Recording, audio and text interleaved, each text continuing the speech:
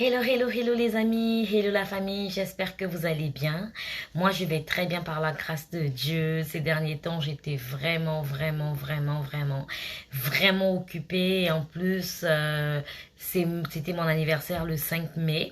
Donc, j'ai eu un petit truc à la maison le 8 mai. Il fallait se préparer et c'était pas facile. J'étais vraiment dans les cours, j'étais à gauche, à droite et j'avais vraiment pas le temps de faire des vidéos. Je m'en excuse, mais comprenez que entre le YouTube et la famille et le travail, il y a vraiment beaucoup de choses. Ça demande beaucoup de sacrifices et beaucoup de temps, mais que j'avais pas vraiment ces derniers temps et j'étais vraiment fatiguée. Et vous voyez, j'ai même pris un peu de poids là parce que j'avais même pas vraiment le temps de faire mon sport comme il se faut.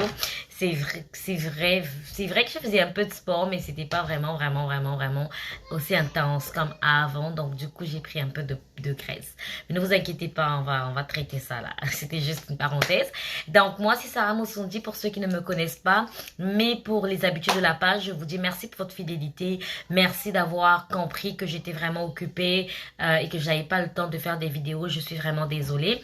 Mais aujourd'hui, je reviens avec une bonne nouvelle et une vidéo qui va vous aider. On va pas rester, je vais pas vraiment parler, mais je vais plutôt me tourner du côté de mon écran et vous allez lire avec moi les informations. Si j'en parle, c'est parce que ça va rentrer en vigueur d'ici le 24 mai. Donc, c'est important que vous soyez informés de ces nouvelles mesures concernant l'immigration au Canada. Et c'est vraiment en lien avec la pénurie de main-d'œuvre. Comme je vous avais dit dans une vidéo passée, il y a vraiment une pénurie de main-d'œuvre. Et c'est dans tous les domaines. Et ils essaient vraiment de remédier à ça. Voilà pourquoi il y a de nouvelles mesures pour pouvoir remédier à la pénurie de main-d'œuvre. Je vous demande de vous abonner, de liker, de partager. Ce qui me donne la force de continuer à faire des recherches, de continuer à faire ces vidéos. C'est votre amour, c'est votre respect et c'est votre affection à mon égard. Vous étiez là, même quand j'ai pas fait des vidéos, vous avez patienté et ça c'est quelque chose qui me motive. C'est quelque chose qui me rappelle que j'ai un devoir envers vous. C'est vraiment de vous informer. Donc, on va se retrouver du côté de l'écran et c'est tout de suite. Ah, les amis, nous sommes du côté de l'écran comme promis. Donc ici, on voit que le gouvernement du Canada continue d'instaurer de nouvelles mesures pour combler la pénurie de main-d'œuvre au Québec. Ça a été publié le 1er avril 2022 et ça, c'est la relance économique du Canada après la pandémie de COVID-19 à bon train. En février 2022, 337 000 emplois ont été créés au Canada, portant ainsi notre taux de chômage à 5,5%, le plus bas depuis le début de la pandémie. En fait, la relance économique du Canada dépasse la capacité de nombreux employeurs de trouver des travailleurs, particulièrement au Québec, pour soutenir la croissance économique continue du pays.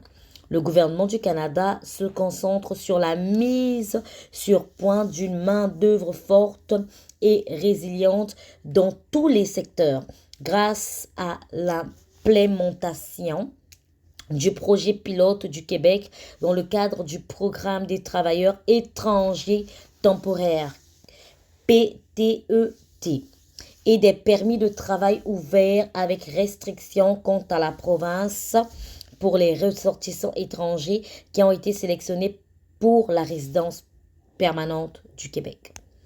Aujourd'hui, le ministre de l'Emploi, du Développement de la main-d'œuvre et de l'inclusion des personnes en situation de handicap, Carla, j'espère que je vais bien lire son nom, Qualtrough, et le ministre de l'Immigration, des Réfugiés et de la Citoyenneté, Sian Fraser, ont annoncé la mise en œuvre prévue de la prochaine phase du projet pilote, soit l'inclusion au traitement simplifié des professions du niveau de compétence C qu'on appelle aussi des postes intermédiaires, de la classification nationale des professions CNP, la procédure ainsi simplifiée donnera plus de flexibilité aux employeurs du Québec qui veulent combler leurs besoins de main-d'œuvre à l'aide du PTET. Donc là, en fait, on parle qu'on va simplifier vraiment la procédure de la résidence permanente et les emplois. Donc, ça va faciliter les choses. Jusqu'ici, le traitement simplifié n'était destiné qu'aux emplois hautement spécialisés. Donc, ça, avant, c'était juste pour une certaine catégorie, mais maintenant, ils vont l'ouvrir à toutes les catégories pour pouvoir combler tous les postes. Cette mesure sera mise en œuvre le 24 mai 2022, donc dans 14 jours, finalisant la mise en œuvre du traitement simplifié au Québec. L'ajout des postes non spécialisés au traitement simplifié n'aura aucune incidence sur les exigences existantes en matière de protection des travailleurs qui sont déjà établies dans le cadre du PTET. De plus, ces protections s'appliqueront aussi désormais à tous les postes à bas salaire, c'est-à-dire les postes dont les salaires sont inférieurs au salaire médian au Québec et qui appliquent au programme par l'entremise du traitement simplifié, quel que soit le niveau de compétence de 0 A, B ou C, de manière à encore mieux protéger les droits des travailleurs étrangers temporaires au Québec. Donc, vous comprenez que les travailleurs temporaires au Québec ont également des droits. C'est pas parce que vous êtes étranger là que vous n'avez pas des droits. Plus précisément, en ce qui a trait à la protection des travailleurs, l'employeur doit s'assurer qu'un contrat de travail est signé par lui-même et les travailleurs étrangers temporaires. Payer les frais de transport aller-retour des travailleurs étrangers pour qu'ils se rendent sur leur lieu de travail au Québec au début de la période d'emploi et qu'ils retournent dans leur pays de résidence à la fin de la période de l'emploi. Donc là, c'est pas l'employé qui paye son billet ou son déplacement. C'est vraiment l'employeur qui prend en charge cela. Et donc, vous voyez que c'est bien écrit ici. Faire en sorte que les travailleurs aient accès à un logement convenable et abordable ou leur en fournir un. Donc, l'employeur doit s'assurer que l'employé ait un logement abordable et confortable ou convenable. Ce n'est pas qu'on va vous loger n'importe où, n'importe comment, non. Il doit vraiment respecter cela. Si on ne trouve pas, lui, il a le devoir de vous trouver un logement convenable. Garantir que les travailleurs étrangers temporaires embauchés pour un poste à bas salaire soient inscrits à la régie d'assurance maladie privée. Donc, si le salaire est bas, ils doivent être assurés. Et c'est l'employeur qui s'assure de tout ça. Ou un régime provincial ou territorial dès leur arrivée au Canada. S'il n'est pas possible de les inscrire au registre provincial ou territorial, l'employeur doit leur payer une assurance maladie privée jusqu'à ce qu'ils soient admissibles au régime public. Donc, c'est l'employeur qui paye. Comprenez que là, c'est l'employeur qui prend en charge le billet, l'assurance. C'est obligatoire, le logement également. Le projet pilote pour les employeurs du Québec sera en vigueur jusqu'au 31 décembre 2023. Le gouvernement du Canada continuera d'en suivre les résultats afin d'orienter ses décisions futures.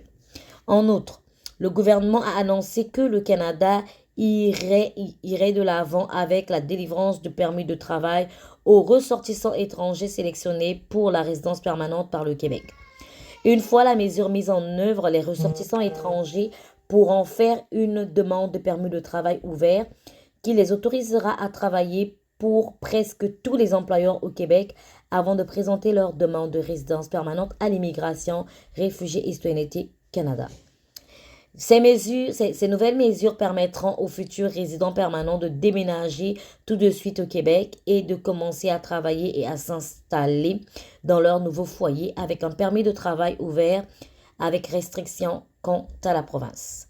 Les nouveaux arrivants auront la latitude nécessaire pour changer rapidement d'emploi au Québec afin de faire avancer leur carrière et d'acquérir de nouvelles expériences de travail.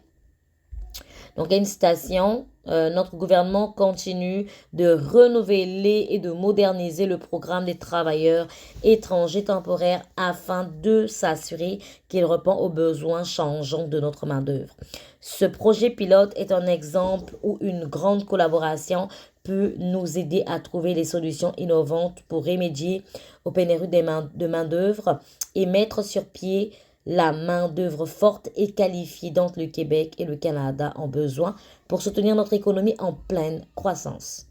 Le ministre de l'Emploi, du Développement de la main-d'œuvre et de l'inclusion des personnes en situation de handicap, Carla Qualtrough. Le Canada continue de faire croître son économie et de se remettre de la pandémie mondiale, mais nous savons que de remédier aux besoins de notre marché de travail est une grande priorité. Nous sommes conscients des pénuries de main-d'œuvre auxquelles sont confrontés de nombreux secteurs. Au Québec, ces nouvelles mesures auront une incidence positive pour les travailleurs, les employeurs et la communauté qui en ont besoin. Le ministre de l'Immigration, des réfugiés et de citoyenneté, Sean Fraser. Donc, si ça n'est pas livrer la marchandise pour soutenir nos employeurs et l'économie du Québec, je ne sais pas ce que c'est. Nous avons travaillé sans relâche pour trouver des solutions novatrices au problème de la pénurie de main-d'œuvre au Québec et dans tout le pays. C'est grâce à ces mesures comme ça que nous allons y arriver. C'est le ministre du patrimoine canadien et lieutenant du Québec, Pablo Rodriguez. Donc, vous comprenez ici que il y a des nouvelles mesures qui sont mises en place, qui vont débuter ou qui seront en vigueur à partir du 24 mai 2022, et ce pour pouvoir faciliter le processus de l'obtention de la résidence permanente et également du permis de travail ouvert afin de remédier à la pénurie de main-d'œuvre. Et tout cela, c'est dans le programme PTET, quand j'ai parlé au début, donc également Entrée Express Canada.